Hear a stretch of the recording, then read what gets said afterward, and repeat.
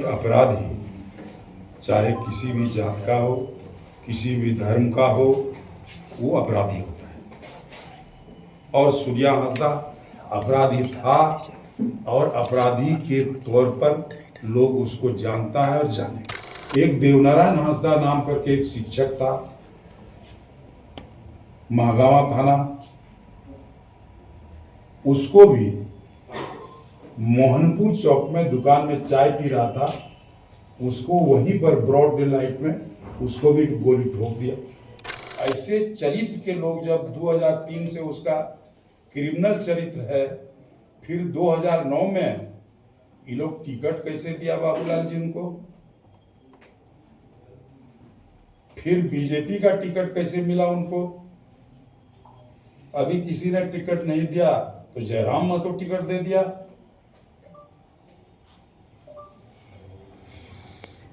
तो आखिर ऐसे चरित्र के लोगों को राजनीति में टिकट दे करके जनप्रतिनिधि बनाना क्या उचित लगता है? पत्रकार दोस्तों को मेरे तरफ से बहुत बहुत बधाई। आपका 16 को ही आज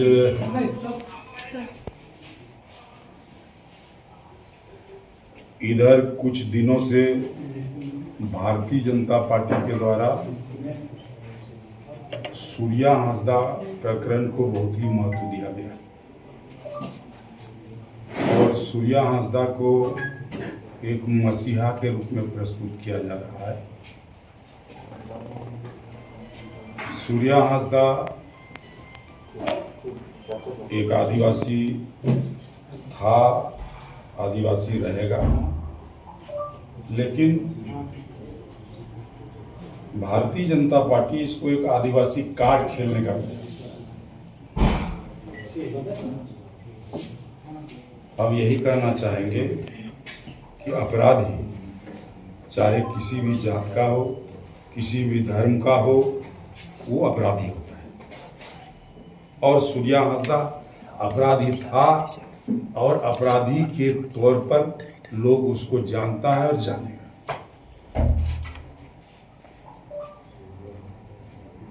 और चूंकि बार बार ये लोग इस इशू को उठाता है कि सूर्या हांसदा का गिरफ्तारी देवघर जिला में हुआ और एनकाउंटर गोड्डा जिला के ग्वालियर थाना क्षेत्र में हुआ, तो मैं भारतीय जनता पार्टी के साथियों से, आज खास करके प्रतिपक्ष के नेता बाबूलाल से पूछना चाहता हूं कि उनके सरकार में विकास दुबे का अरेस्टिंग कहां से होता है? मध्य प्रदेश से होता है और उनको कानपुर के नजदीक ठोका गया था।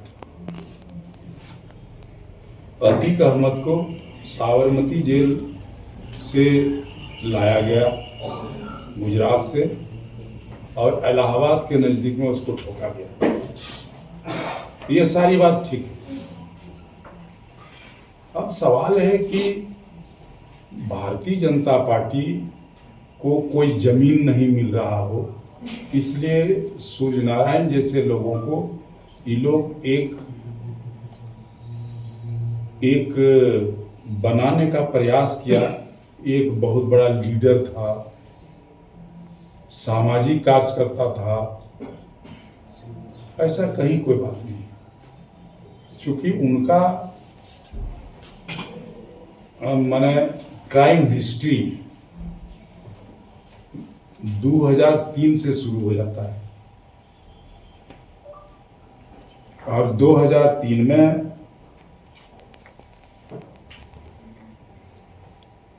उसके गांव में प्रधानी की लड़ाई थी। इसका पिताजी प्रधान थे और प्रधानी का लड़ाई चल रहा था दूसरे आदिवासी से ही, क्लास्टिन किस्कू, उसका पहला मर्डर वो रेलवे कॉलोनी, झरना कॉलोनी बोलता है उसको, साहिबगंज में रेलवे में नौकरी करता था, उसको झरना कॉलोनी में उसको गोली मार करके उसकी हत्या कर दी गई। उसमें भी वो आरोपित है और आरोप संख्या है 91/2006।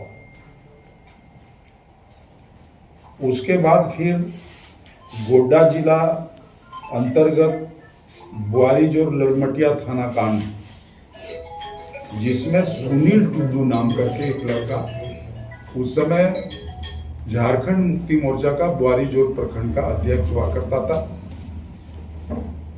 धनकुंडा गांव में एक पीसीसी का सड़क लिया था, उसी का रंगदारी उसे मांगा गया और वो रंगदारी देने से इनकार कर गया। उसको ब्रॉड डे लाइट में ललमटिया चौक पर उसको गोली मारा गया और तब तक गोली मारा गया जब तक उसका श्वास समाप्त नहीं, खत्म नहीं हुआ। उसके ऊपर में 302, 134, आर्सपेक्ट 27 ये सब सारा चीज लगा। उसके बाद 111 और 111/2007 में उसके खिलाफ उस केस में भी वो आरोपित हुआ, आरोप पत्र दाखिल हो। उसके बाद फिर बुआरीजोर कांड संख्या 141/2006, ये सुभाष चंद्र गुप्ता नाम करके एक व्यक्ति था लोहंडिया बाजार का, और वो एक छोटा सा हॉस्पिटल पीएससी जो होता है ना, उस हॉस्पिटल का वो काम लिया था। सूर्यनारायण हांसदा बोला कि उस काम को छोड़ दो, हम करेंगे, लेकिन वो बोला कि चूंकि मेरे नाम से है इसलिए हम उसको क्यों देंगे। और उसके बाद वो एक गांव में गया था एक फुटबॉल मैच देखने के लिए, वहीं पर उसके गाड़ी को पंचर कर दिया गया। वहां से जो पैदल लौट रहा था उसको रास्ते में छलनी कर दिया। उसके बाद फिर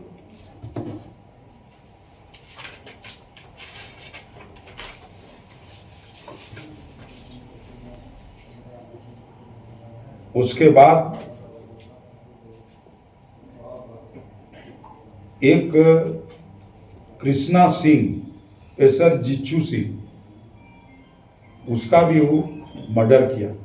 उस केस में भी वो आरोपित है। आरोप पत्र संख्या 50/2007 दिनांक 9/12/2007 समर्पित है। उसके बाद महागामा थाना कांड संख्या 64/2010 में मसूमा अतीना देवी FIR इंफॉर्मेंट बनती है और हनीफ अंसारी नीमा कला का उसको भी गोली मार करके उसकी भी हत्या कर देता है और उस केस में भी ये आरोपित है।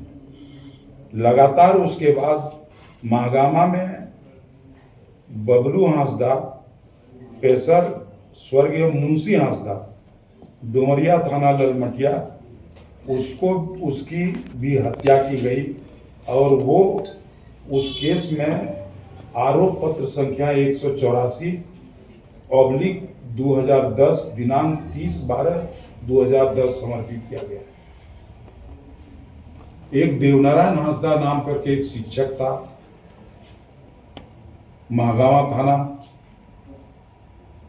उसको भी मोहनपुर चौक में दुकान में चाय पी रहा था, उसको वहीं पर ब्रॉड डे लाइट में उसको भी गोली ठोक दिया। ऐसे करते करते वो पवन कुमार गुप्ता है अपने भाई दिलीप के साथ शाह के अपहरण करने के आरोप में अभियुक्त सूर्यनारायण हांसदा उर्फ सूर्या हांसदा आरोप पत्र संख्या 32/2005 30/6/2005 समर्पित किया गया। तो ये चार्जशीटेड है। इसके बाद और है लोगों को मारा है, जयनारायण दास को मारा।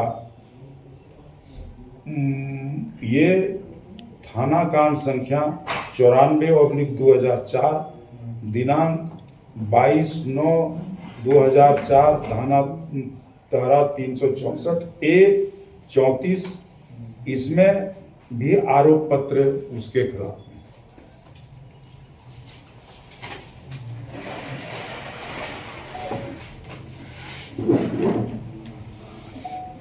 ग्वालियर जो थाना कांड संख्या है जिसमें सीदाम मंडल, पेशर स्वर्गीय बाबूराम मंडल, साखिम बुआरी जो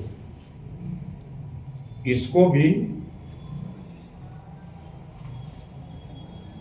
मारा गया गोली से ही, और इस केस में भी वो आरोपित है।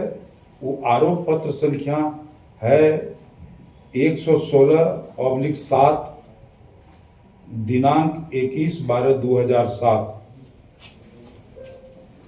फिर महागामा कांड संख्या 25/2008 दिन। एजेंसी थोड़े जांच करेगी, आज भी वही था, हाउस में भी वो लोग वही उठाया था मामला। तो हमारा ये कहने का तात्पर्य है कि भारतीय जनता पार्टी ऐसे अपराधी को यदि इतना बड़ा संज्ञान दे करके इसको एक महापुरुष का दर्जा, कभी लोग गलती से बोल बैठता है कि उसको गुरुजी के साथ भी तुलना करने लगता है, तो बड़ा चिंता का विषय है। हमको लगता है कि ये लोग तो लगता है कोई मेंटल डिजीज तो नहीं हो गया। बीजेपी के लोग कहते हैं 24 केसेस थे, 14 में उनको बरी हो गए, 5 पर बेल पर थे, बाकी अंडर ट्रायल था। तो इस तरह के मामले में अगर हत्या के मामले में कोई अभी तक कन्विक्शन हुआ था क्या? उसी सब केस में ट्रायल भी चल रहा है, समझ गए ना। सबसे बड़ी बात यह है कि इतना बड़ा टेरर था, इतना बड़ा दहशत पैदा कर दिया था कि गवाह हॉस्टाइल हो जाता था। गवाही पर न निर्भर करता है केस। जब गवाह हॉस्टाइल हो जाएगा तो फिर तो कोर्ट को मजबूरी है। लेकिन जिस केस में अभी ट्रायल चल रहा है उसमें हमको लगता था कि मैंने इस सब केस में इनको सजा दिया। दादा वो लोग कह रहे हैं कि न्यायालय में अब तक सूर्या हांसदा किसी भी आपराधिक मामले में दोषी सिद्ध नहीं हुए, वैसे में उनको अपराधी कहना ये गलत है और आपको माफी मांगनी चाहिए। अरे जब वो अभी ट्रायल में है, अंडर ट्रायल है केस, तो कैसे कहा जाए कि कोर्ट क्या करेगा, कोर्ट माफी देगा कि कोर्ट सजा देगा? 4 बरस तक वो अंडरग्राउंड क्यों रहा? सबसे बड़ी बात है ऐसे चरित्र के लोग, जब 2003 से उसका क्रिमिनल चरित्र है, फिर 2009 में ये लोग टिकट कैसे दिया बाबूलाल जी उनको? फिर बीजेपी का टिकट कैसे मिला उनको? अभी किसी ने टिकट नहीं दिया तो जयराम महतो टिकट दे दिया।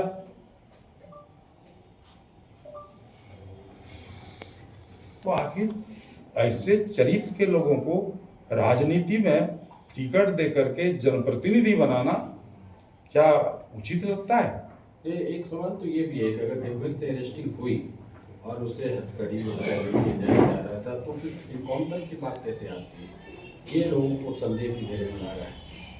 भाई गुड्डा में देवघर से गिरफ्तार हुए, गुड्डा जा रहे थे, वहाँ पुलिस के अभिरक्षा में है, फिर इनकाउंटर कैसे हो गया?